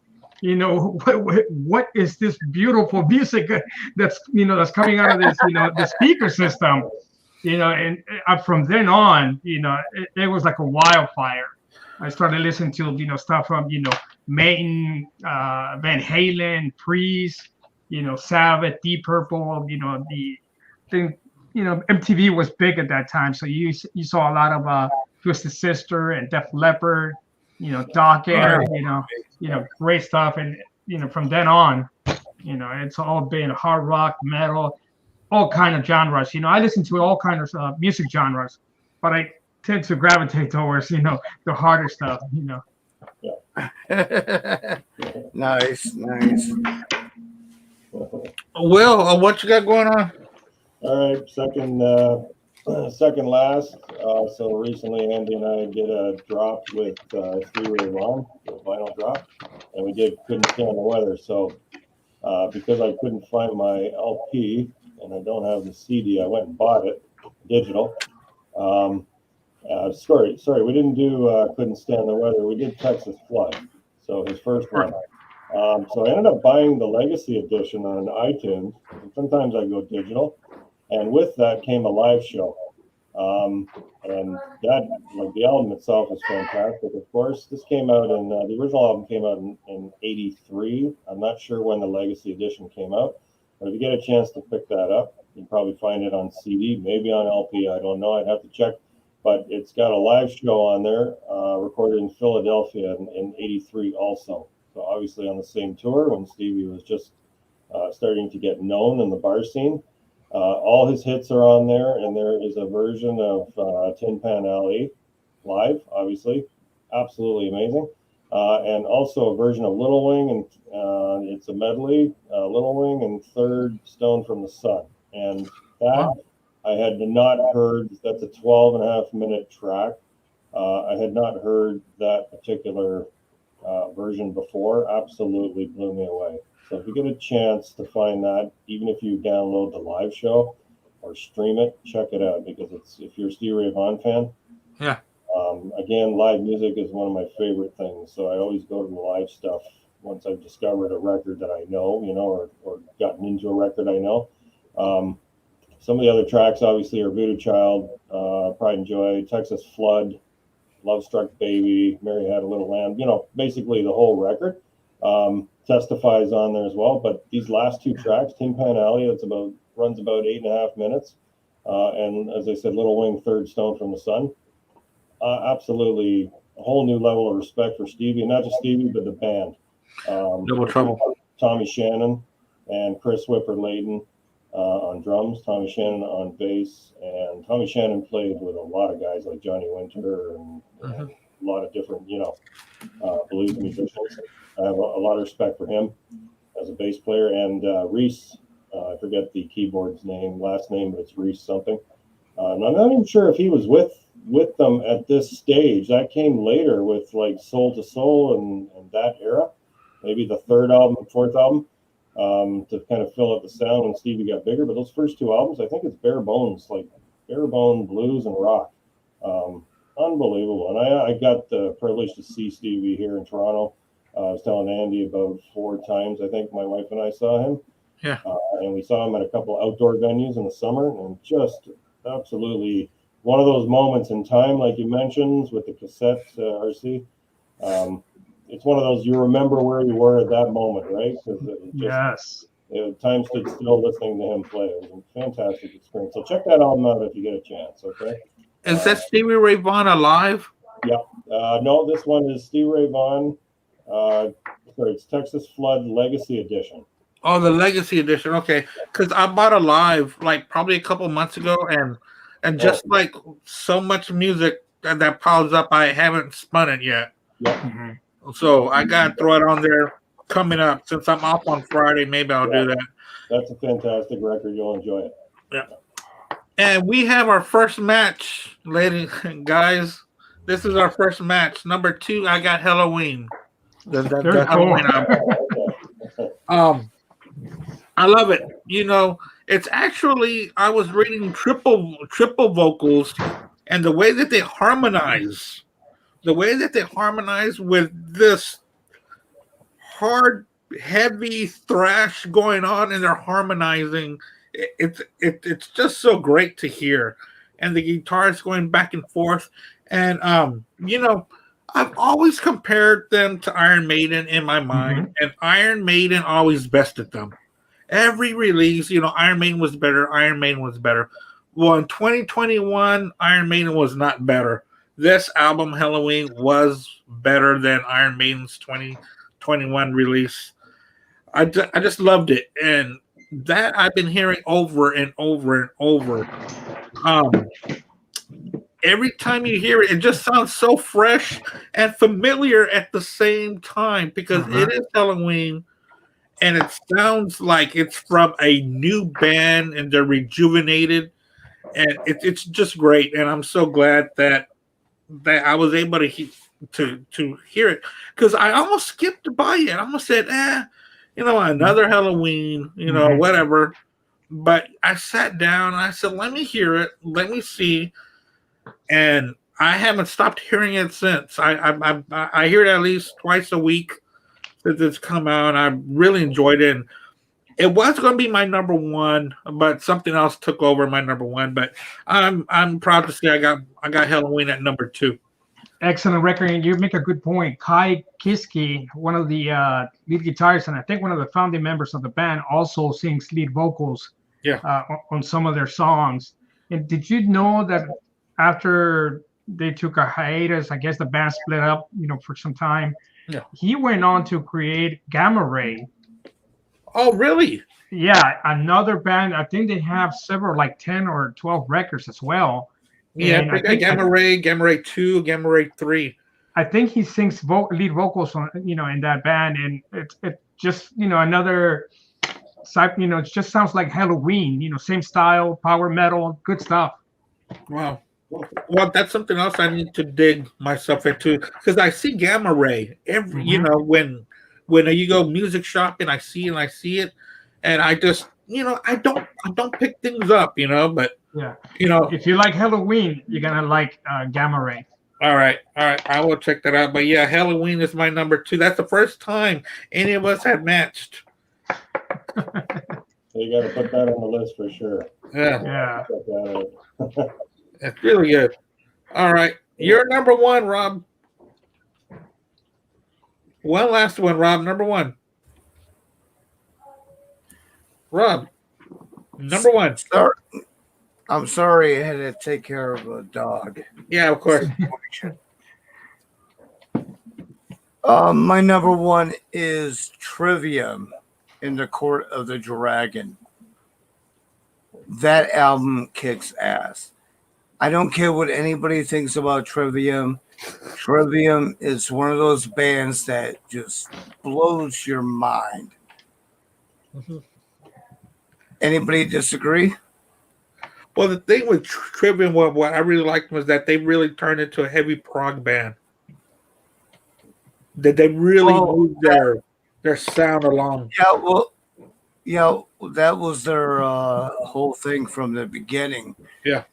Because they wanted to get out there. They didn't want to be the next Metallica. They didn't want to be the next, Slayer or whatever. Yeah. They wanted to go out there and just kill it. And if you ask me, a band that, if it wasn't for COVID-19, there was no way these two albums would have came out. There's no way. That was almost on my list too. That Trivium. There was no way they were going to come out, those two albums. And that they blew that out of the water. I was like, holy shit. Finally a band that, in my opinion, that really went out there and kicked ass. Yeah. Am I wrong? Oh no, you're not wrong at all. Like I said, that was almost on my top 10 list. I'm curious now. I want to check them out. I've never heard of them, but I wrote them down. Yeah, they're a good band. Will, I think you will enjoy them. Yeah, cool. RC, number 1. Ah, Oh, here we go. here's another one. Best album of last year for me is from a band called Eclipse. These guys are from Sweden, and they're the equivalent to me. Striper. Striper is one of my very, very favorite bands. Great vocals, great drumming, awesome guitar work. Same with Eclipse. I consider the lead singer, who also plays guitar, rhythm guitar, who is also a member of the earlier band that I mentioned, Wet. He's the equivalent of our Michael Sweet. He's a singer. He's the main songwriter for the band. Plays guitars, produces the albums, produces other artists. A fantastic songwriter, a great vocalist. It's just pure, goodness. If you like hard melodic rock, Eclipse is one of the best that Europe has produced in the last 2 decades. They've been around for about 20 years or so. I want to say Wire is their number 7th or 8th studio album. So, this is one of those cases, another example, bands that, we've never heard of here in the States, but man, are these guys amazing. Highly, highly recommended. If you're gonna just listen to one of the records that I listed, this is the one. Really, really good. I will check. We will check this out. This is great. This is this band. I went to my first Masters of Rock cruise in 2019, and because Eclipse was playing on that cruise, that was one of the main draws for me to finally attend one of those, because the Masters of Rock, I think they've done 10 so far, and a lot of the bands from late 70s, mid 70s to the 80s, hard rock stuff. But yeah, this is one of the reasons why I went there. And then I also went to a festival in Finland, because they were one of the later bands playing. And I've had to go to Europe several times. I've seen them in Germany, and where else did I see them? Germany, Finland.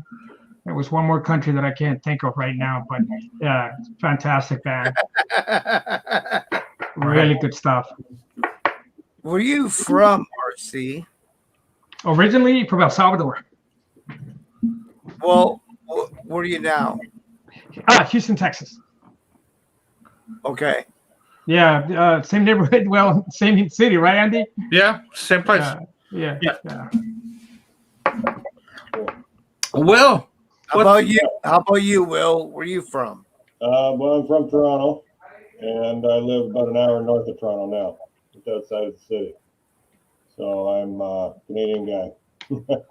A lot of great bands from up north. Oh yeah. Yeah. It's funny. I used to work many years ago. I worked in the radio business in Toronto as a producer and announcer. So have you met a lot of the artists from from Canada? Pardon me? Have you met? Did you get to meet some of the artists from Canada? Yeah, I met a few. It's nothing, no hard rock because we were an easy listening station. I worked for okay. Jazz Station. Yes. I worked for, this is late 80s, early 90s, right? Mm-hmm. Easy listening and jazz. But I met Seals and Croft. Oh, very cool.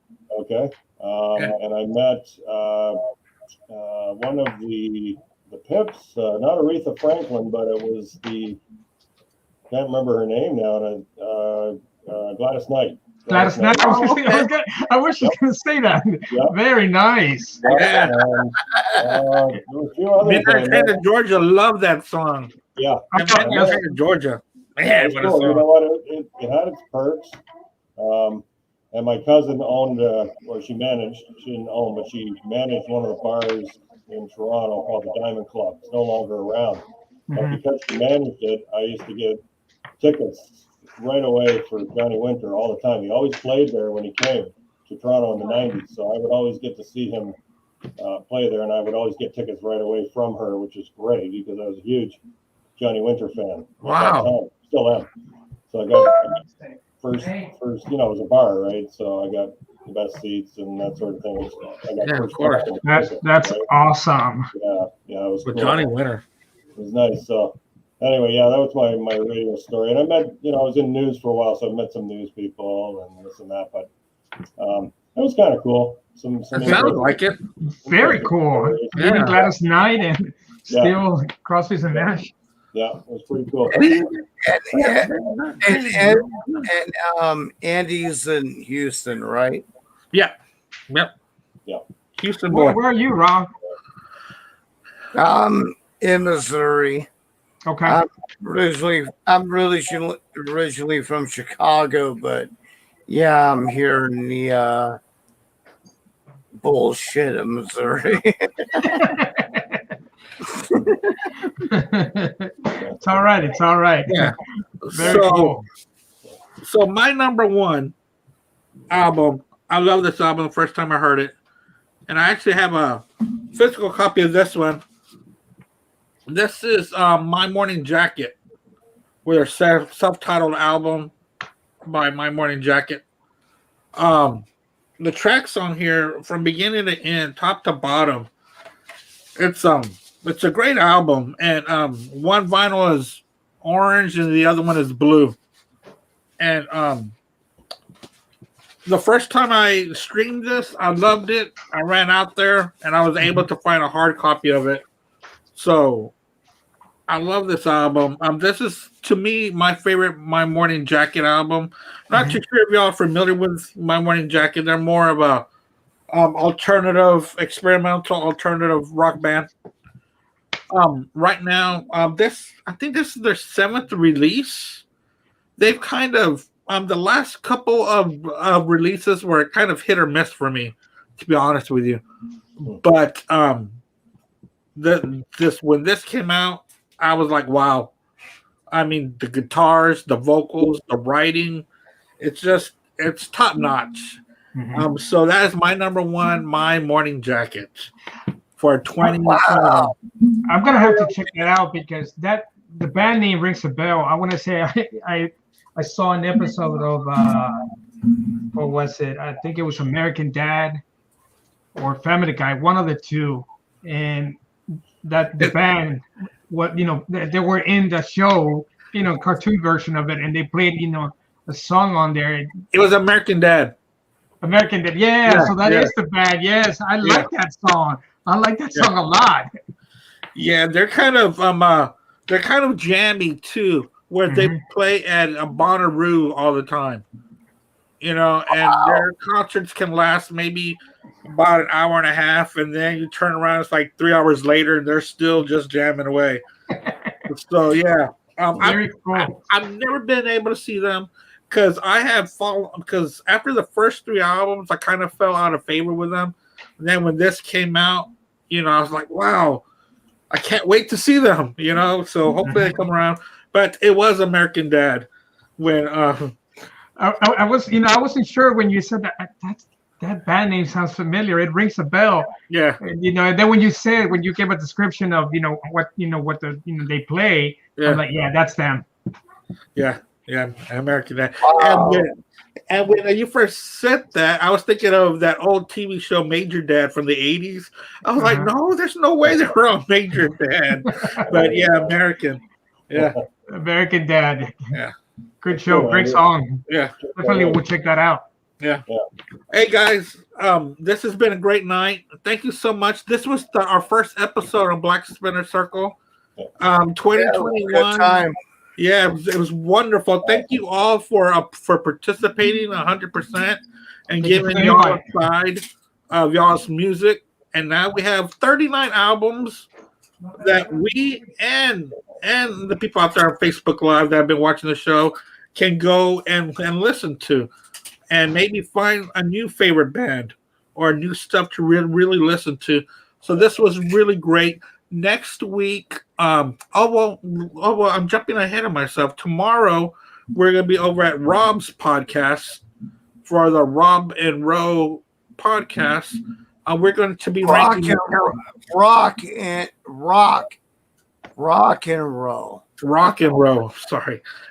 roll. And we're going to be interviewing a great band by the name of Dawn of the. Oh well, why don't you talk about it, Rob? All right, we're gonna talk about rock and roll podcast. Yeah, we're gonna have the band Dawn of the Rising on, and we're gonna talk Metallica. Yeah, rank your top Metallica albums. Excuse me.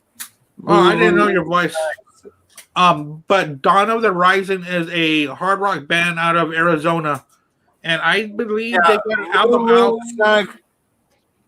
Lulu's not accepted, and we will put in Garage Inc., the double album.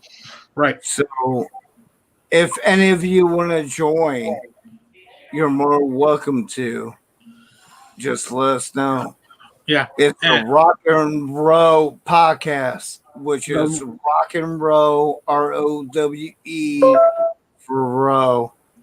And yeah, we'll have a good time. Yeah. And I was saying, the band Dawn of the Rising will be there with us. They are out of Arizona. They got some albums that you're able to stream on Apple and on Spotify. And I believe they might be finishing up on their second album. We spoke to them a couple months ago, and they were going in and out of recording. So that is more about them. Yeah, that is correct. That is correct. So we'll find out more about their latest release that's going to be coming out tomorrow. And check them out. They got a really great guitar player and a great backing band with some great vocals. Now that is some throwback 80s, 90s hard rock. And they are waving the flag high and proud. So check them out. They will be on the Rock and Roll show tomorrow. So podcast, not the show. But thanks a lot for joining us, everybody. Thanks for RC and Will and Rob for joining me. And thank you everybody for watching. I hope y'all enjoyed the show and learned a lot about bands you've never heard of. We'll see y'all next time. Bye, y'all. Take care, guys. Take care. Thanks Later, everybody. Take care. Have a good night. Good night. Good night, everybody. Night.